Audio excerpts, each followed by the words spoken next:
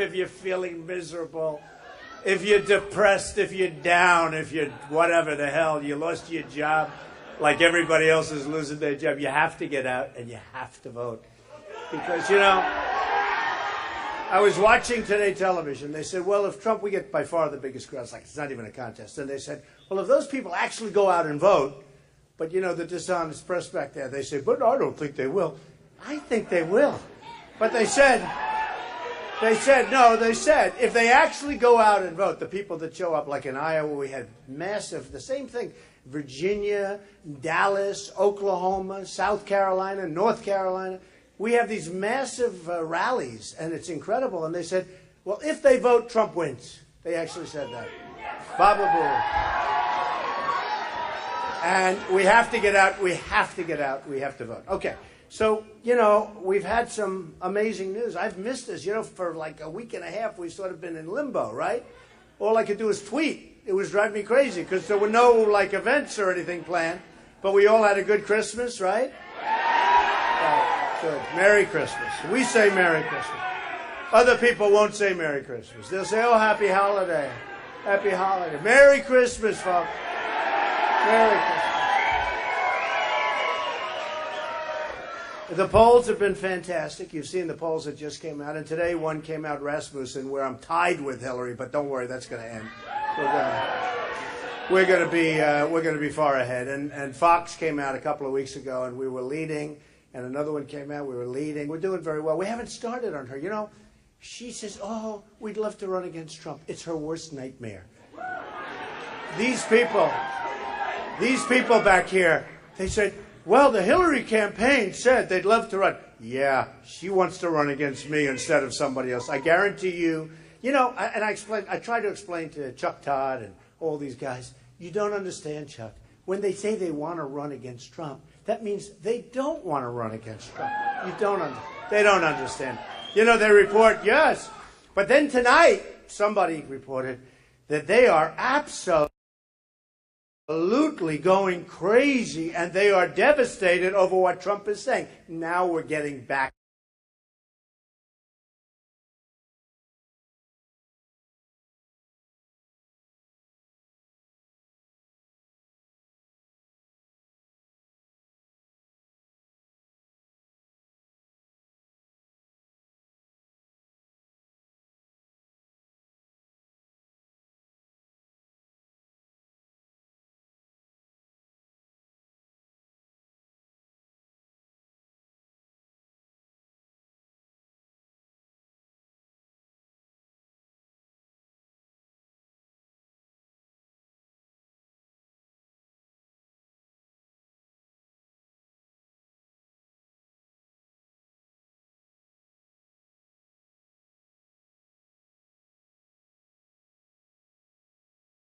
to the basics, okay? Look at what's happened with the Republicans.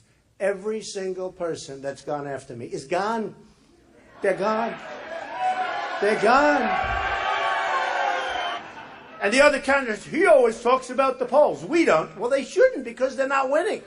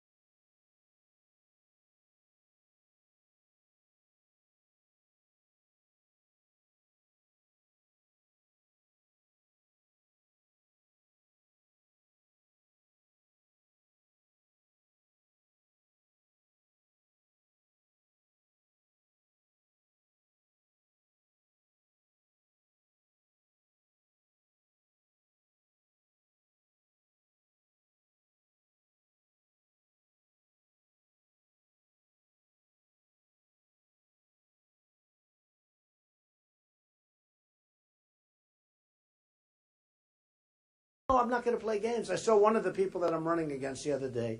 They came up and they said, we're going to build a wall. It's the first time he said that. My wife was listening. She said, darling, he's copying you. He said the exact same words. He said, it's going to be a big wall. It's going to be a great wall. And he said the same words. I listened to it. I listened to it. I said, what are we doing here? The guy's copying. You know, if you remember, when I started this whole dialogue, and we announced on June 16th at Trump Tower, and I said, illegal immigration, and we're going to stop it.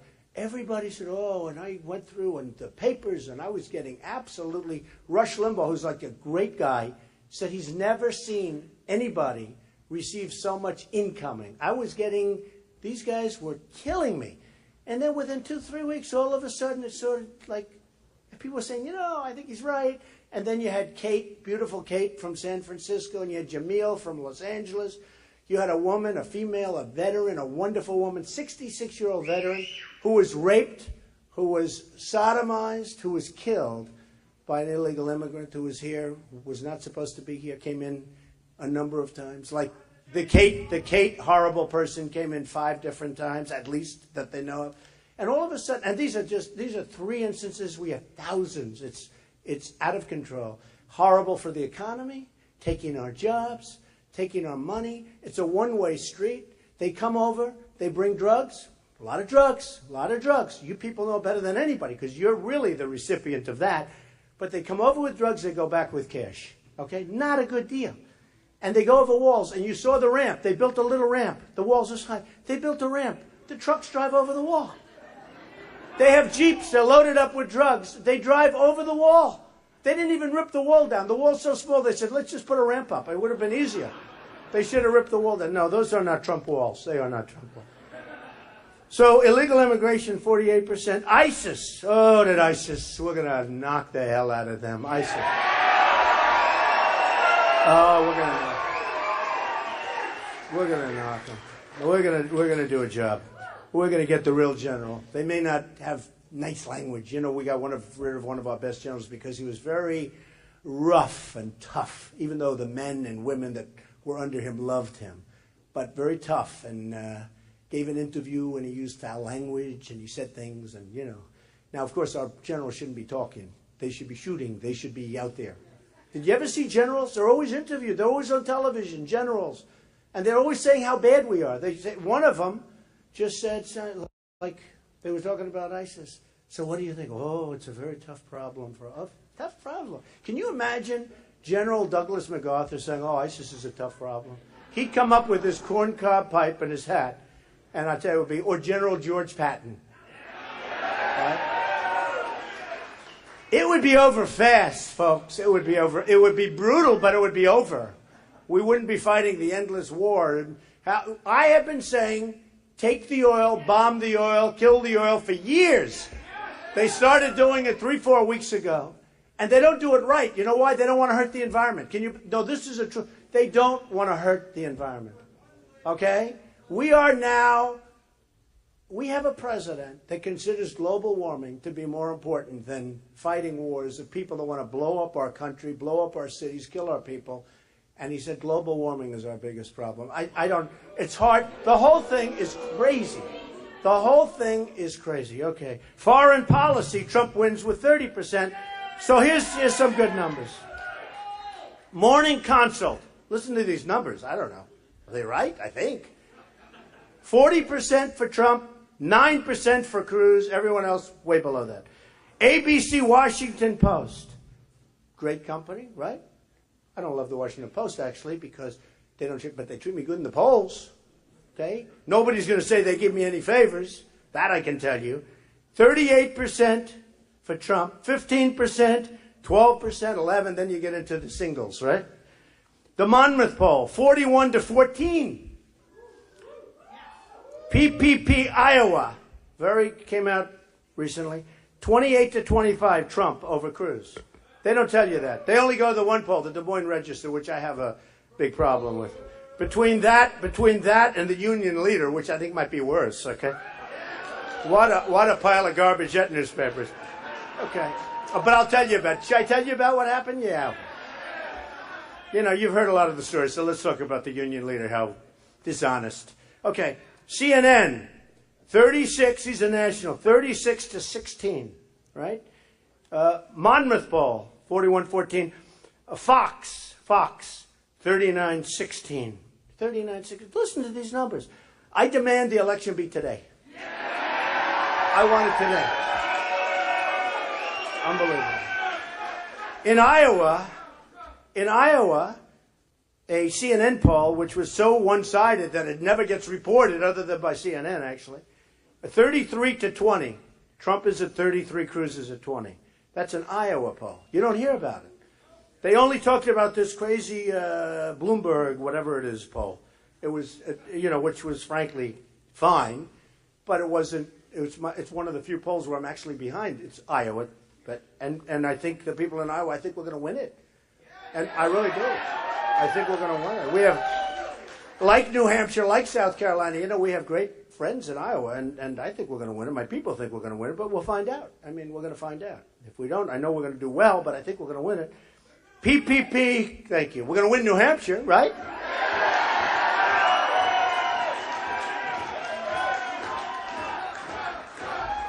Trump.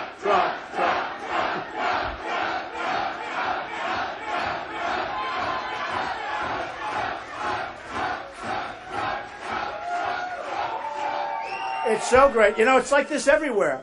And sometimes, we're only confined. Like, this is a nice room, but it's a little smaller room. We have thousands of people outside. I'm going to do a second one after this. You believe it?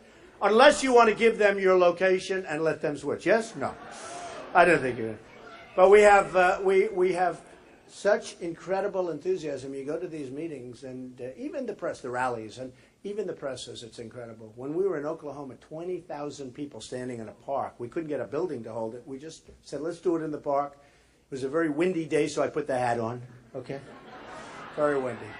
Make America great. Do we love that? Right? Make America great. And in Dallas, we had 20,000 people in the Mavericks, where the Mavericks play. And Mark Cuban was great. He gave us the arena, and he said, you'll fill it up fast. And he was right. We started on a Thursday. On a Monday, we were packed. And we were actually packed before that. But on Monday, we came, and it was an amazing event. And in Mobile, Alabama, we had 35,000 people. We started in a hotel ballroom. That, after about 2 minutes, that was no good, because the people, they heard we were there. And we don't have a long time. We set it up like a few days in advance sometimes.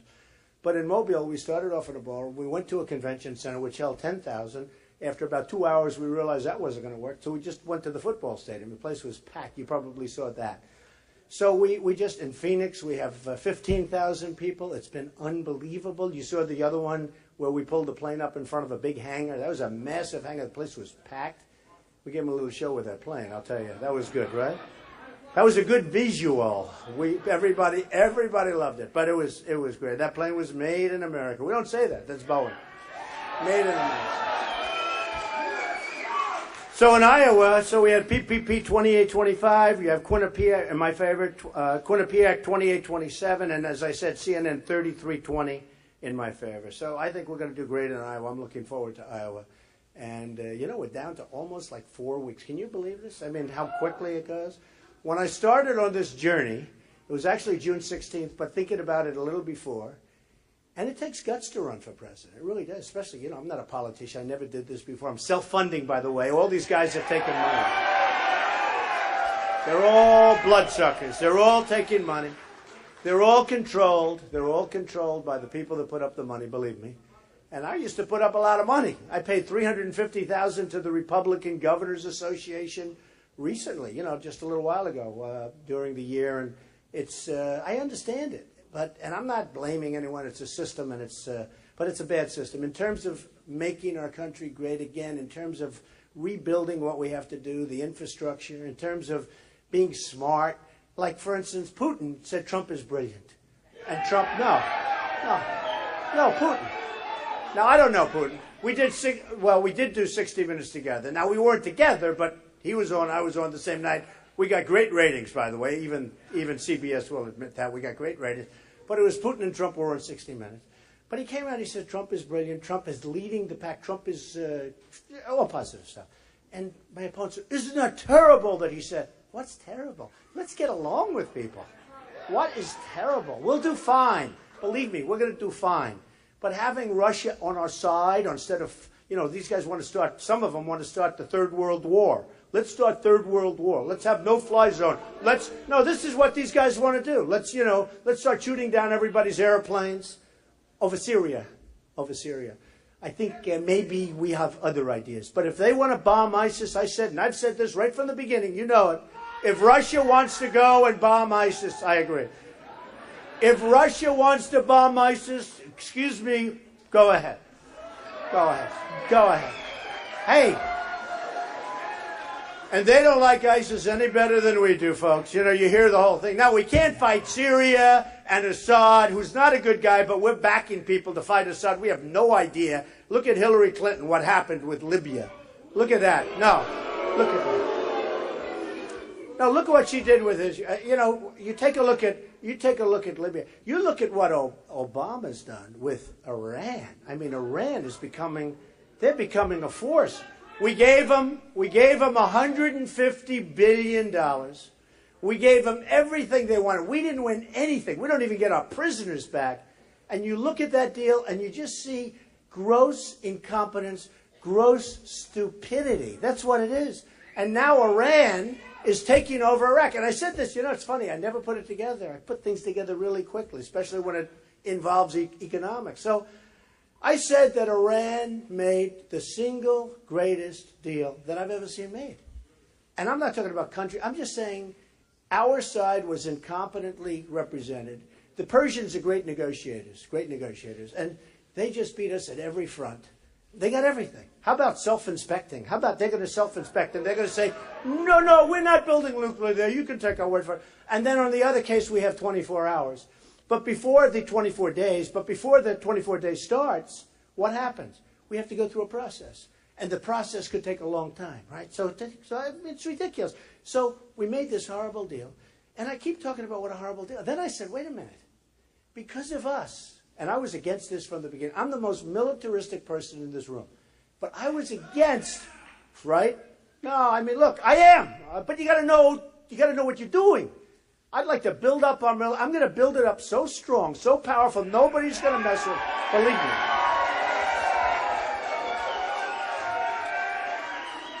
And we're going to take care of our vets. Where's my man? Where the hell is my man? Are we going to take care of our vets? We have, our vets, in many cases, are treated worse than illegals who come across the country. Good vet, beautiful vet, right? We're going to take good care of you. No, I don't know if you saw that over the weekend in Phoenix. This is where really a lot of bad news came out 2 years ago and a year ago. A lot of dishonesty, a lot of corruption. It's worse than ever. Just came out 2 days ago. You saw it. It was in the news. It takes so long to get a doctor. People are dying. They're dying waiting to get a doctor for something that could be a procedure or a pill or something really little, not a big deal. And they're dying. And these are our vets. This is why we're here. These are great people. We got to take care of our vets. So we're going to take care of our vets. And you are holding me to that, right? You better believe it. No, we're going to take care of our vets. But we're going to build it so big, so strong. And the funny thing is that you build your military really strong. It's really the cheapest thing you can do because you don't have to fight. Nobody wants to mess with you. Nobody's going to mess. Right now, General Oriano, when he left, he said our country is the least prepared that it's ever been. He's talking about the Army. He was on television again. All these guys on television. You know what? If I had one of my generals, even if they're retiring, if I had one, I'd say, don't say we're weak, even if we are. Don't say we're weak. He said we're the least prepared. I think he said in history, maybe from World War II. It's almost like, what difference does it make? It's a hell of a long time. But we're the least prepared ever. Ever. And I'm saying, even if it's true, don't say it. Don't say it. Why would the enemy have? Why do we have to have that on television? And then we had the other guy saying how tough it's going to be. I see so many of these people on television. There are certain words to describe what's happening with our country. And I used to say we're incompetently led. I gave up the word incompetent because it's really not good enough. What's the word we use? Stupid. Stupid. Stupid. So we have to be, what's so important? We have to be unpredictable. We're too predictable. Even these guys. I get up before these debates, and some of these, oh, and by the way, debates, speaking of it, okay, look at it. See that small Trump on top? That's just because it's my paper, I don't know. But on the bottom, they have Make America Great Again, GOP debate. Who won in the polls? These are all separate polls.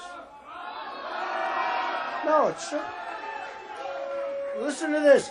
Drudge, who's an incredible guy, Drudge, 46%. Now, you got to understand, again, 15, 16 people, 46%. Time magazine, other than I was on the cover 4 weeks ago, they do nothing for me, believe me. Because I should have been Man of the Year, but that's okay. Right? Well, everyone says that. I don't say it. I said they'll never pick me because I'm not establishment. They thank you. I'll be your Man of the Year. Well, you know, I really want to be Man of the Year in a year from now, a couple of years from now, when we want to straighten this mess out and then let them put me in. Okay? So, Time Magazine, 49. Slate, 51. Syracuse.com, 49. U.S. News and World Report, 69%. PBS, Public Broadcasting.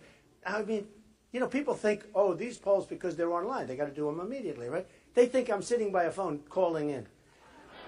They're getting 100,000 calls. I'm not making that many calls. I'm not going to spend that much money. It's not worth it. So anyway, PBS, 69% said I won the debate, right? Washington Times, 62%. CBS, 59%. Fox 5 Las Vegas, 62%. And NewJersey.com, 49%. Think of it. Think of it. I mean, and then I go home and I watch these very, very dishonest people. Well, Trump was okay in the debate. He was okay. Not his best night. Not his best night. I said, I thought I did great. You know, how about Bush where he makes a commercial? You know, he's trying to show he's tough, right? Tough. He's trying to show you his energy. I said, you're doing better. You keep going. Another 20 years, you'll be okay. No, he's trying to show you. So he makes a commercial about me. He's spending millions and millions of dollars, okay? And he has me standing there, and he's doing all the talking. Because when I'm ready to talk, where every time I talked, he got killed. But where I'm ready to talk, they don't have me talking. So he goes, and you will do this, and you will do that, and Donald Trump. And I'm saying, well, do I ever get to talk? So they just have me standing there like this. Do you remember when I talked? I said, wait a minute. I'm at 42%. You're at 2%. You started off over here next to me. Now you're falling off the end of the stage. No, it's true. It's true. No, but think of it.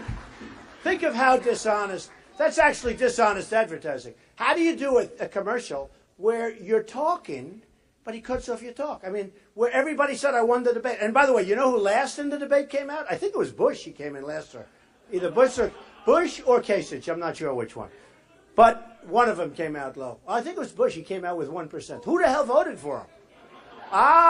It was his family. His family was. No, but, and I don't think he's a bad person. I really don't. But we can't go by this anymore. We gotta get this done. We need people that really know what the hell they're doing. We need people that are going to take back our jobs from China, from Mexico, from Japan, from Vietnam. We need it. But because I turned on, I'm coming up today and I see the television and this ad is over and over and over again. I keep looking. I don't even watch it myself. I always watch things when I'm on, right? I can't even watch it anymore. I just say, oh, turn it off. It's so boring. But again, he's saying, and I don't get a chance to answer.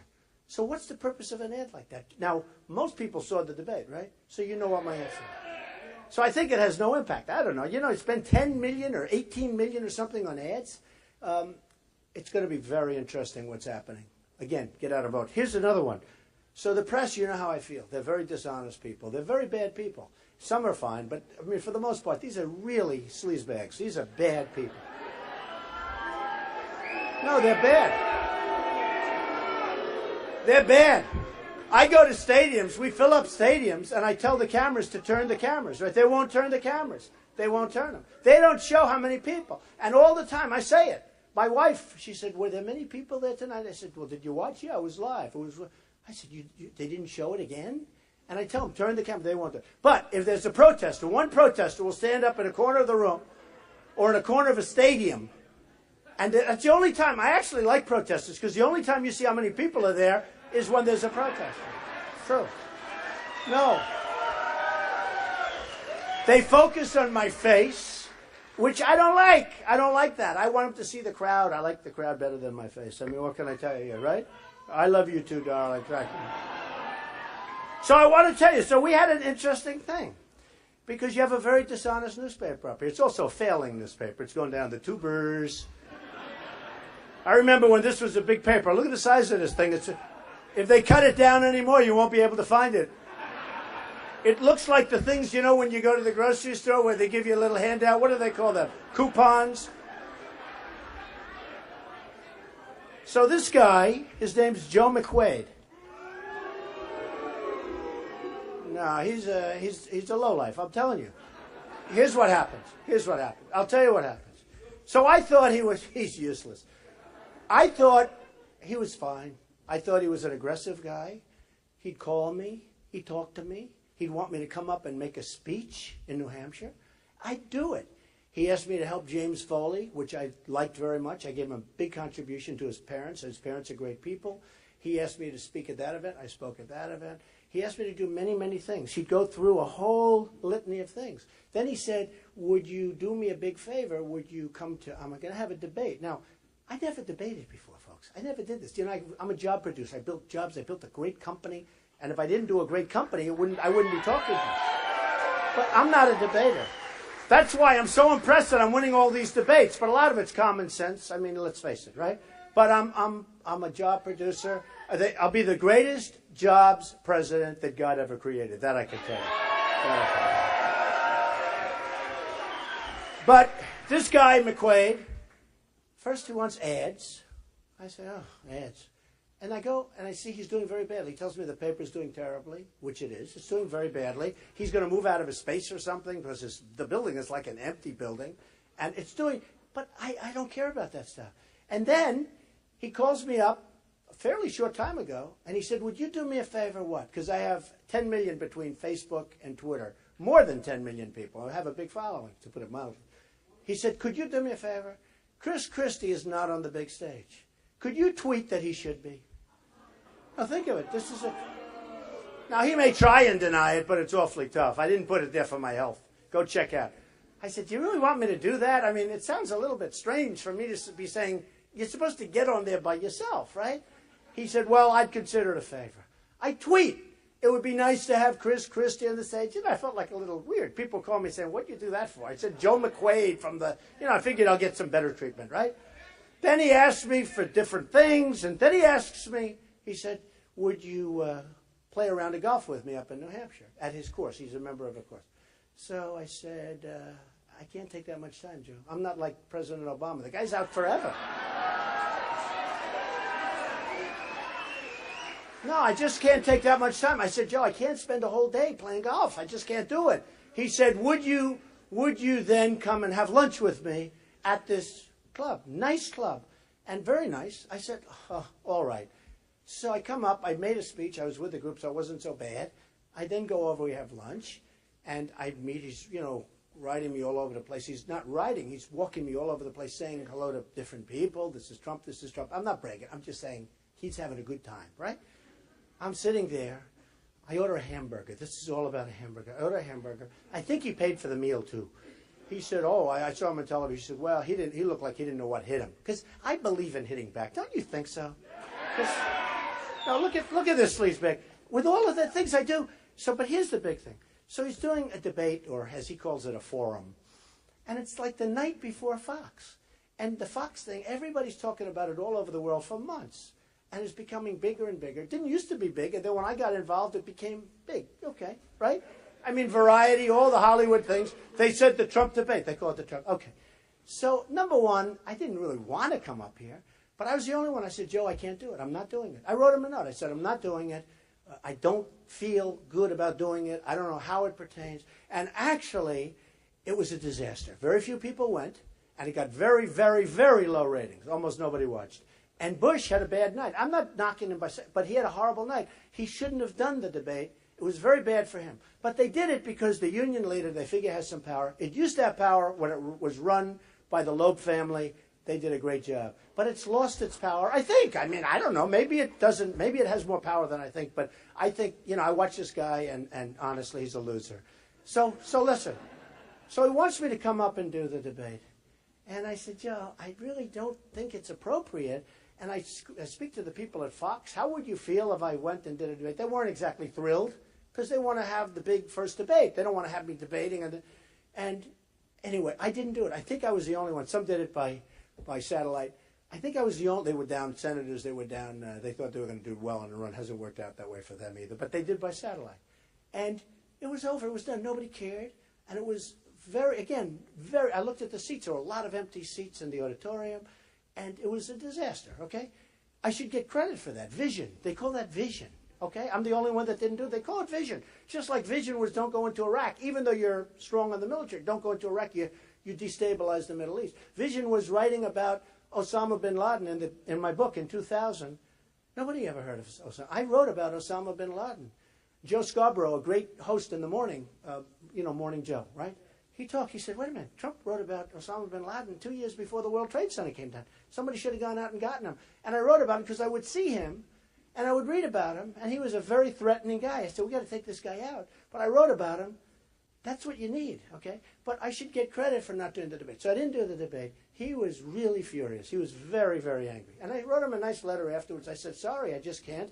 And it probably means you won't endorse me, but I can't do it. Okay. But in the meantime, I've done all these things. I made big contributions to charity. I came up, I made speeches with him. I thought I got along with him fine. And then what happens? So tell me what happens. He endorses Christie, and that was okay. And I figured that was going to happen because when he called me up a couple of months ago to see if I can get Christie onto the main stage, I said, I think he's going to endorse Christie, right? Why would he be doing that?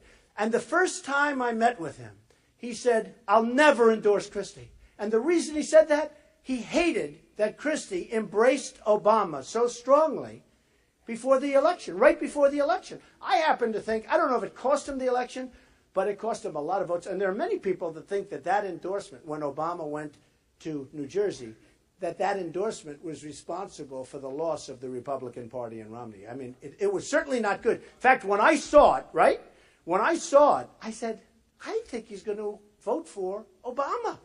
I actually called a friend of mine who's involved with him. I said, is he voting for Obama? I mean, honestly, it was terrible. That was where they had the flood, they had the hurricane, and Obama went to New Jersey, and he was like a little child, Christie. It was like he was so, right? Give me a hand. No, but he was so, only in New Hampshire could this happen. Only in New Hampshire. So anyway, but it's called Spirit, by the way, and you're okay, okay? I didn't knock you for that. I think it's very cool. But, so I said, he told me, he said, that was terrible. And I came out, I told my people, and this is a long time ago when I first met Joe McCabe. I think the first time. McQuaid, I said, I really think that, the one person he's not going to endorse is Christie because he couldn't stand the fact that he did this. Anyway, so what he did is he endorsed Christie, and that's fine. I mean, you can do it. But he doesn't understand. The Star-Ledger, which is the big paper in New Jersey, said he must have made a mistake. There must be something wrong. Nobody called us. You've had tremendous downgrades, either 9 or 11 downgrades of the bonds. It's number 50 out of 50 in terms of economic development and in terms of the economy. It's like one of the worst in the country for jobs. It's a disaster. I have property in New Jersey. The taxes are through the roof. They're through the roof. And you go through it. So you have Obama. I don't call it a hug. I call it a hug mentally. It was unbelievable. He was like a little boy. Oh, I'm with the president. Remember, he flew in the helicopter, and he was all excited to be in the helicopter. I said, I would have put you in my helicopter. It's much nicer. It's true. No, I thought it was a terrible thing. Okay, so what else happened? The George Washington Bridge. Now, he's got 3 or 4 people. They're with him every day. A lot of you people, you have companies, you have friends, and you're with the friends every day, right? And you have breakfast. He would have lunch or breakfast with them all the time, and dinner, with this little group of, his cabinet. Now, the George Washington Bridge is the largest in the United States, and it's the most traveled on bridge, I believe, in the United States, right? They wanted, as retribution for the mayor of Fort Lee, New Jersey, they wanted to close it. I don't know why, because nobody's going to think about the mayor of Fort Lee. Nobody even knows it's in Fort Lee. they're going to think about the governor of New Jersey is doing a bad job. But they closed the bridge. Now, you just put yourself in a common sense mode. You are with your cabinet. You're with them all the time. They're closing the biggest bridge in the United States, most traveled on bridge, one of them in the world, and most traveled on in the United States. You're doing that, and you're not telling the governor. And you're with him all the time. You're not saying, Governor, by the way, sir, we're closing the George Washington Bridge tonight. No, you're having lunch and you don't happen to bring it up. Does anybody believe that? Honestly. Is there 1%? No. Right? No. Is there 1% chance? And I'm not, I've been friends with Christie, but when McQuaid, who's really Christie's lapdog, I will tell you. That's all it is. First of all, I know you're happy he's up here because he's up here. But the people in New Jersey want to throw him out of office. They say, why isn't he running New Jersey? We're a disaster state. We're going to hell. And our governor's up in New Hampshire every single day having town hall meetings. He ought to be doing it in New Jersey, in all fairness, okay? I mean, we love New Hampshire, but he shouldn't be up here all the time. He's supposed to be running the state. So what happens is McQuaid endorses Christie. I thought that was a really strange endorsement because, again, 11 or 9 out of 9 downgrades. The worst, the whole thing. And I think that it's an incredible circumstance. So that was okay too. But the Star-Ledger wrote a whole big thing about how could they possibly do it? And they said he's one of the worst governors in the history of the state. How could they possibly do this endorsement? How could they possibly do it? They didn't understand it. And they said they never even called us. Normally you'd call the big newspaper. That's the big newspaper in New Jersey. And they'd say, what do you think? Well, it was, I don't know, strange thing. Okay, so what happens is the following. I figured that's okay, but I've been really nice to him. So I get killed. I get absolutely killed. Today this guy writes a front page story about me. A lot of it, what he said is really good. I'm tough, and I'm tough. And I am tough. And we need a little toughness now. But we need a little toughness. But it's a dying paper. And again, this was a big power here years ago. Although, think of this. In 36 years, since 1980, okay, think of that. Since 1980, they've picked one president. It was Ronald Reagan. They endorsed one guy who ran and won for president. So they're one out of a 36-year period, right? They've got one, and they're not going to win this time, that I can tell you, okay? I mean, one thing I'll say, they didn't pick the guy who's going to win, because that would have been easy. We're going to win, right? But no, I respect that. No, I respect it. So I did just to finish this story. Hello. Okay, thank you.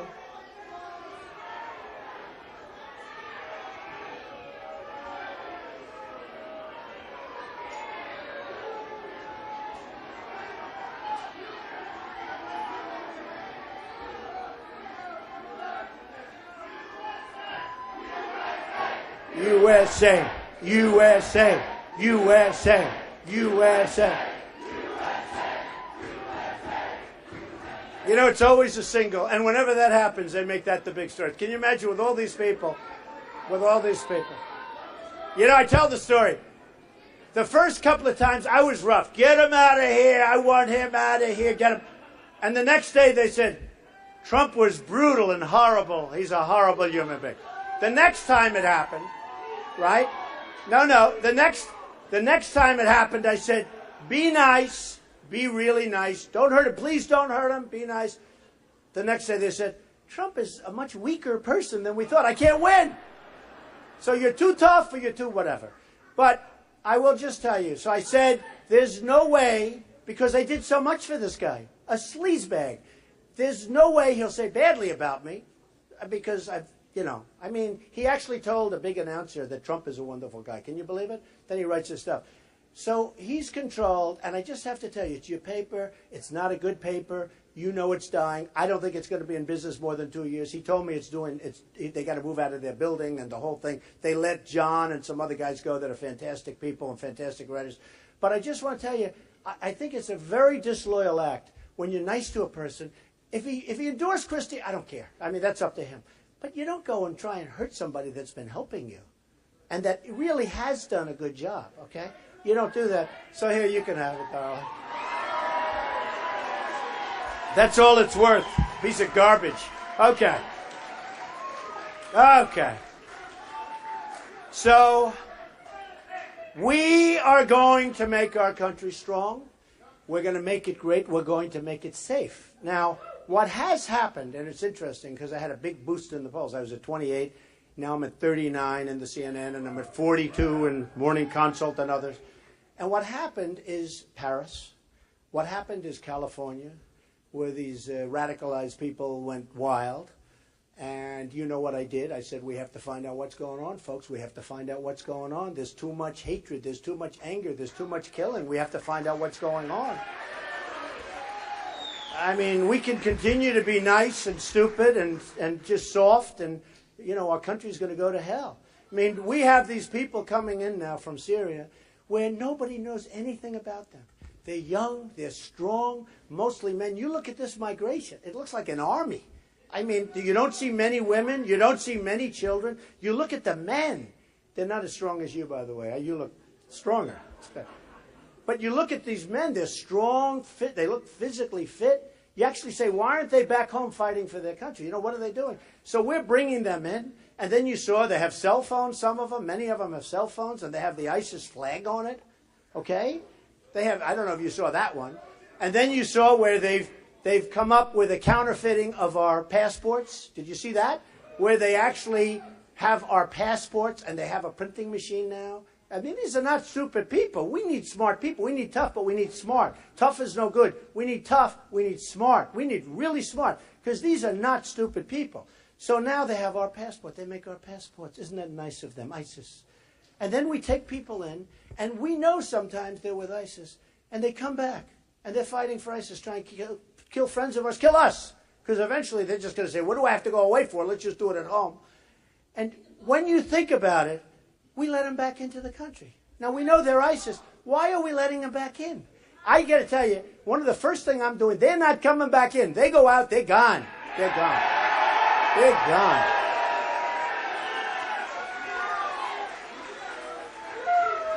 No, it's terrible. It's terrible.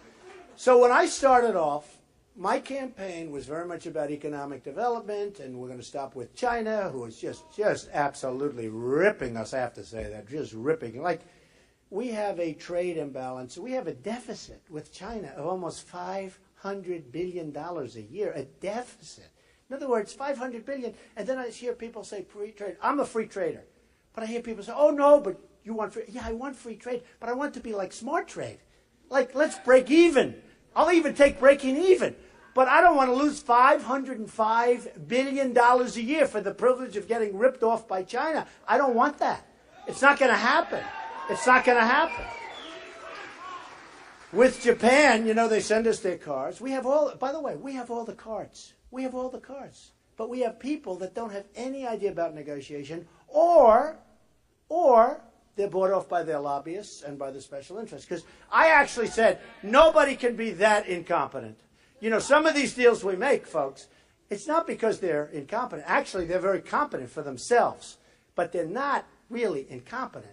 They are lobbyists. They're special interests. When somebody gives Hillary, you know, $10 million and $5 million and $2 million, and they're on Wall Street, and, you know, she's trying to go back a little bit. She's trying to go to the left a little bit because she's got this whack job, this wacko named Bernie Sanders. He was telling people, well, Trump and I have some of the same people. I don't think there's too many Bernie Sanders people there. Well, we have a few different, although he does agree that we're getting ripped off in trade. That's one thing I'll say. The one thing I agree with, he's very strong. You know, he feels we're getting ripped. The problem is he can't do anything about the rip-off. He won't be able to do anything. I'm really good at that stuff. That's what I do. But, you know, the one big thing, he wants to double and triple your taxes and give everybody everything free, and you're going to pay for it. Your taxes are going through the roof. Can't do it.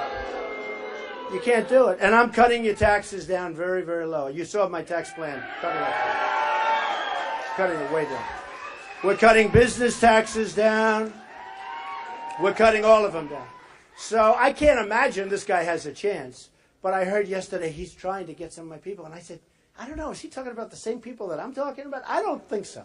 So anyway, but he wants to do massive, massive, massive tax increases, and people don't talk about that. And Hillary Clinton doesn't talk about it. And the reason I'm talking about it, I think, and I'm saying this, and I really mean it. She does not mean it when she talks about Trump. It was so funny today where they said, actually, I think, maybe she's not wanting Trump so badly. But I will tell you, and I'm telling you this very strongly. First of all, she has committed a criminal act. Okay. A criminal act. What she did with the emails is criminal, according to every single person that I've met that knows this stuff. And not just in one, and Benghazi also, although Benghazi was different. Benghazi, she was too lazy to answer phone calls. Remember her commercial about the phone ringing at night? Guess what? She didn't answer it. She didn't answer it. Did you see where the ambassador sent 700 or 500 calls in? Emails, everything. And yet she spoke to a friend many times. But they saw they were in trouble. And many, many emails were coming, and she never even responded. And remember that commercial. It was a pretty famous commercial. Who do you trust at night? Obviously, they didn't trust her because Obama, her. Can I say the word? Obama. I won't say. By the way, that word, that's a common word in New York, and it means to be beaten badly. I won't give the press any more fun with it. And by the way, also, NPR, okay, National Public Radio, one of the most revered MCs, political people, one of the most revered, used it. And he used the exact same word, even the ED at the end. For him, it was okay. For Trump, it's horrible. But what it means is to be beaten badly. I mean, that's what it means. I guess it has other meanings, but it means, and what I meant, is to be beaten badly. I won't use it again today. We don't want to make that the story. We want to make other things the story. But, if you look at what's going on and you see what's happening, we have all of the power economically. We have tremendous power because China, remember this, it's one of the greatest thefts in the history of the world, what China has done to our country. One of the greatest thefts. If you look at what Mexico's doing to our country, it's a mini version of what China does. I mean, and you people know better because you know all the jobs that went down to Mexico. You know practically better than anybody because they came right out of New Hampshire. They came out of New England. And you have suffered because of crazy policies. And it doesn't help us. So with Mexico, we have the wall, we have the border. We're going to do everything right. They're going to respect us more by doing it. They are going to respect us more by doing what we're going to do. I tell the story with Ford. Does everybody know the Ford story? The Ford story. And just simple, they're going to build, he just say it again. I mean, it's such a great story because it's so simple. But Ford's going to spend $2.5 billion building a plant in Mexico. So that means they're going to close different plants, mostly in Michigan, I guess. And how does this help us?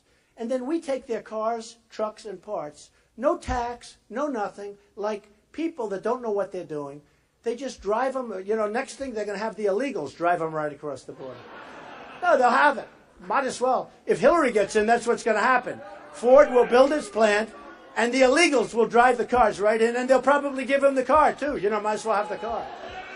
They won't give them, they won't give them to our vets, but they'll give them to the illegals, right? So, So I said, that's not going to happen. And I tell the story. I'm just doing it abbreviated because a lot of you heard it, but a lot of people didn't hear it. But it's so good. $2.5 billion Ford spending. And they're doing it, they're spending it in Mexico. By the way, Nabisco now is closing its big plant in Chicago, and they're moving it to Mexico. Why? We're never going to have an Oreo, right? No more Oreos for Trump. No, which is a good thing, not a bad thing. That's good in a lot of different ways. But, so with Ford, so they're going to do it. They're going to send their cars. Now, here's what happens. When Hillary gets called, and she knows, I mean, these aren't stupid people. She knows it's no good for our country. But her lobbyists and her special interests are all getting paid by different companies, including Ford and various others. And they're going to say, you can't, the super PACs, the crooked super PACs. How crooked are those super PACs? Man, they are bad news. They are so crooked. They're bad news. We had super PACs set up for Trump. I didn't even know who the hell the people were. You'd see people on television. One of them did the Art of the Deal PAC. Two nice-looking young guys. I saw them on Fox. They were being interviewed. They look, well, I don't know what they're going to do with the money. People are going to send them money. I have no idea what they're going to do. I mean, some of the candidates have their super PACs now running their campaigns. They've given up. But the super PACs are running, and I guess it's not correct. They're not supposed to be doing it. I guess you could say it's illegal, but you're not supposed to be doing it. But these super PACs are out of control. So with Ford, Ford has this plant, and Hillary, let's say, finds out, and she says, well, I don't want it, I don't want to. And then she'll be called by one of her donors, by a special interest or by a lobbyist, and they'll say, we gave you $5 million. You can't do that. That would be very disloyal, et cetera, et cetera. And bottom line is they will fold 100%, like 100%. With me, I don't take any of their money. I have turned down so much money. It sickens me to think of it, because my whole life, no.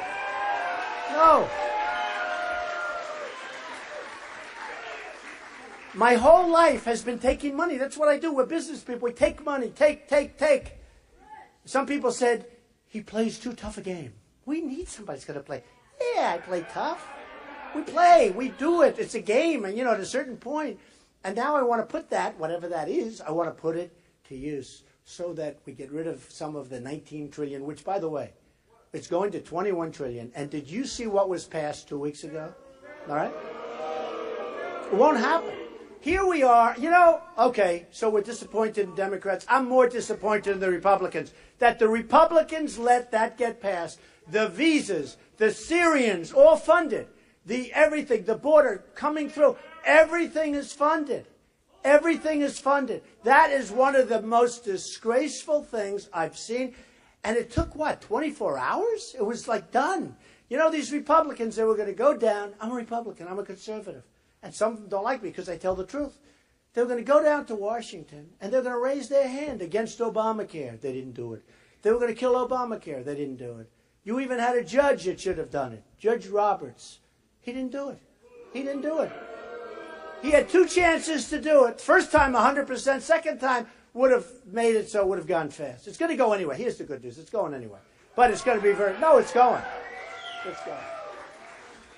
The beautiful thing about if I run and if I win, so I run, and I said this before I said, if I run and if I win, I'll be able to undo these horrible rules and regulations that have been crippling our businesses. You see, I hope so, because I'm working my ass off. This guy...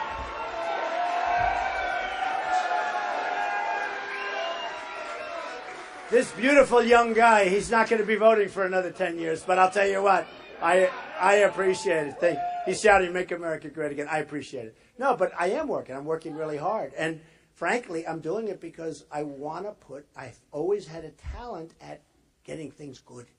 And I've had a talent at money. And we need it. We have to have a talent. And I made the statement about a month ago. And I said, we want to make our country rich again. And then we're going to make it great again. And a woman came up and she said, Mr. Trump, that sounds very crude to say. I said, do me a favor. It's not crude. We got to make it rich. We're a debtor nation right now. We're a third world nation. If you look at our school system, we're in 28th position. We spend the most per student by far. Second is so far behind us. And we're number 28 in the world in schools, okay? And by the way, Common Core, gone. Common Core is gone. Second Amendment, yes, we're keeping Second Amendment. Second Amendment. Obama's looking to do, in my opinion, an executive order on the Second Amendment. I think he's looking because he can't get the support. And I think that's going to be a problem. That could be a tough one for him. I think he's going to try and do some kind of an executive order on the Second Amendment just based on what I'm feeling and what I'm seeing. And I'll tell you what. That's going to be a rough one because there's nobody more impassioned than the people that believe strongly in the Second Amendment. Tell you about the Second Amendment. If in California or in Paris, frankly, we're not talking Second Amendment in Paris, but when these animals came in and they started shooting in the various places in Paris, if we had a couple of people like you and a couple of people, 2 or 3, you guys definitely, you guys, they wouldn't have gotten off the first shot. This guy, they wouldn't have gotten off the first shot. But you know what? Paris and France have the toughest gun laws in the world, they say. Nobody has guns except the bad guys, okay? So they walk in with AK-47s. They walk in with all this stuff, and, they have it. They bring it in. It's not so hard to get it in if you don't mind breaking the law. They were the only ones with any weapons, and they had big weapons, powerful weapons. I mean, 130 people dead, many more are going to die. You have people that are hanging by a thread in hospitals. And they were just shooting people randomly. And then the press calls the head guy with the dirty hat, calls him a mastermind. And I've been hitting them so hard. I said, don't call him a mastermind, because they are playing the internet better than we do. We invented the internet. They play it better than we do. They radicalize people over the internet. So I said to him, look, don't call the press. Don't call him a mastermind. And I've been saying that for 3 weeks, and I don't hear it anymore. I said, he's a low-class sleazebag who happens to be dead right now. And I call him the guy with the dirty hat, okay? Because that's a good expression. And they go in, and they shoot people. Now, if one of you folks had a gun strapped to your waist or put on your ankle, strapped out to your ankle, and you could say, whoa, look at that. That's not good. You, boom, boom, boom. And they received a little fire. Would have been people hurt, but it would have been a very small number by comparison. And I know one thing, they would be gone. They would be gone. But we don't have that. And when you think about it, same thing in California. They walk into a room with no guns, no anything, innocent people. They were friends. These people threw them like an anniversary party or something. I mean, there's a sickness going. There is a sickness going. This radicalization is there's a real sickness. Now, I say it's a sickness. Somebody will say, that's not nice. It's kind of, folks, there's something wrong. We got to find out what's going wrong. There's something really bad happening. There's something bad. So they go in, they shoot all those people, 14, 16 people dead, others going to die, and they shoot them. Now, if a couple of people had guns in that room, it wouldn't have been that way. It wouldn't have been that way. Even you don't need to have everybody. If a few of the people had guns, it wouldn't have been that way. And you could say it for how about the army base where the 6 soldiers were killed? And 2 of them were like world-class, these were top-of-the-line soldiers. One of them was a world-class marksman. And they had a gun-free zone on a military base. You believe this? First thing I'll do, we're going to take care of our vets. We're going to take care of our police, because our police are being mistreated terribly. They're being mistreated terribly. And we are going to end gun-free zones on military bases, folks. They're going to end. That's going to end. That's going to end day one. That'll end day one. That's an executive order if I ever saw one. That's going to end day one. So when I'm with friends from New York, liberal, they say, oh, well, we're against guns. Okay. Well, and then I go into Paris. I said, okay, let's assume that we're in Paris and they're shooting us and everybody's standing there like, oh, please. And they're saying, you over here, boom. You over, this is what was happening. Come over here, boom, boom, boom, boom. Nobody could do anything. Nobody could do anything. They were helpless. It was horrible. When you hear the stories, it was horrible. I explained that to these guys, these people that want to knock out the Second Amendment. They lose the debate so badly that they're embarrassed. They don't even want to talk. If it's in front of people, they don't even want to talk about it anymore. Well, let's go to a different subject. They lose. And the next day I said, so have you changed your mind? No. They don't change their mind. And I'm not even saying they're bad people. There's something going on there. There's something wrong. But we are going to have a strong Second Amendment. We are going to keep it. We're not going to let them play with the bullets. They want to take away the bullets. One of the concepts, because it doesn't necessarily talk about bullets, so they want to take away your ammunition. We're going to have a strong Second Amendment. We're going to have it. And it's better for the country. It's strong. It's good. I have 2 young sons. They're hunters. They've been in the NRA for so long. So am I, but they've been in for so long. And Hillary wants to take away your guns. That is such a bad thing. She wants to take away your guns, folks. And I'll tell you what, they say the Republicans have a structural problem, and we do. It's harder for a Republican to win. We have certain structural problems. But I'll tell you what, when you talk about the guns, when you talk about the Common Core, when you talk about different things that we have some big advantages over them. We really have some big, big advantages.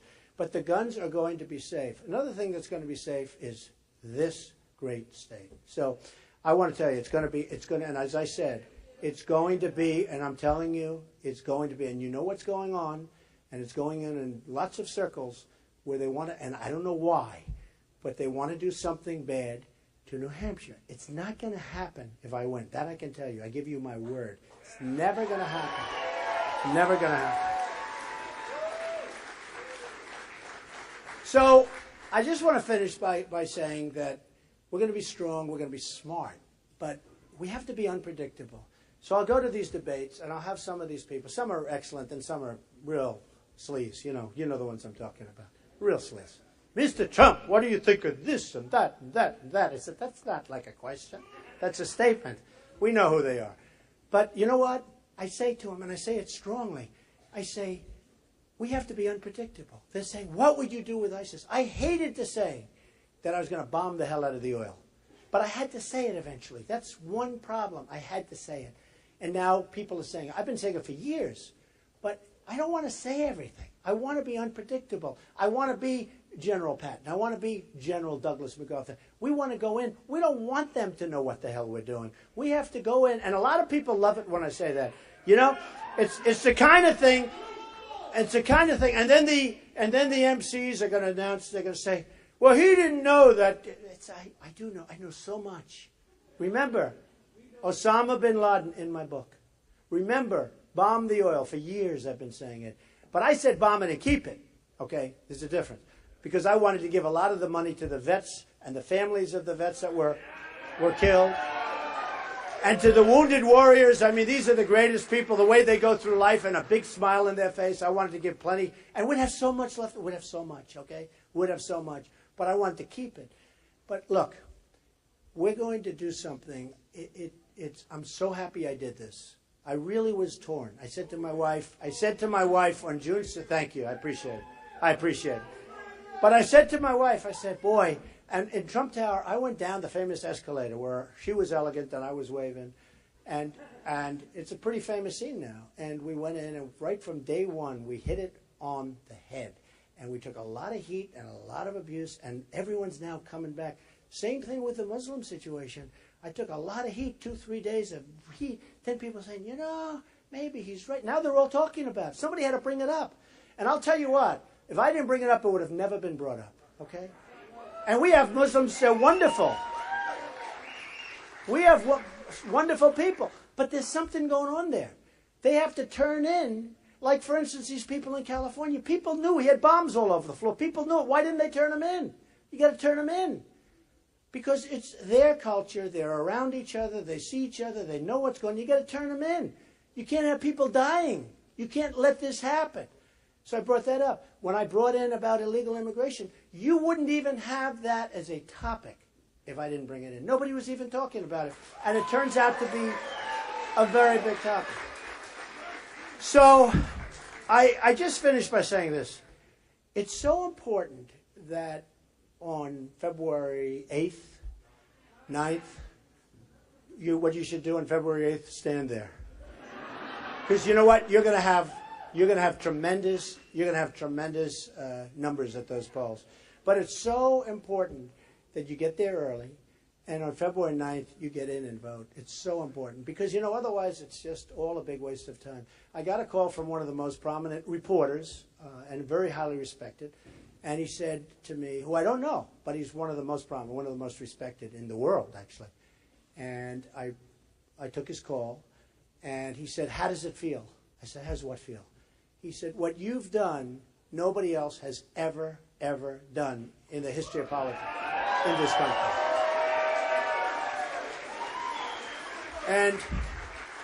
And even the other day, CNN said #1 story, Trump. NBC said #1 story, Trump. So many of them, #1 story, Trump, Trump, Trump. Okay, that's fine. But you know what? He said, how does it feel? And I said, I don't know what you mean. He said, what you've done. I said, look, let me just tell you a little secret. What I've done doesn't mean anything if I don't win. It doesn't, to me, it really doesn't. They said no, and he said, no, it doesn't matter if you win or lose. What you've done is you've changed the whole dialogue. You've changed everything. You've changed politics as we know it, and I want to know how you feel. I say, I will let you know after I win, because honestly, unless I win, it doesn't mean a damn thing to me. I can tell you that. I can tell you that. So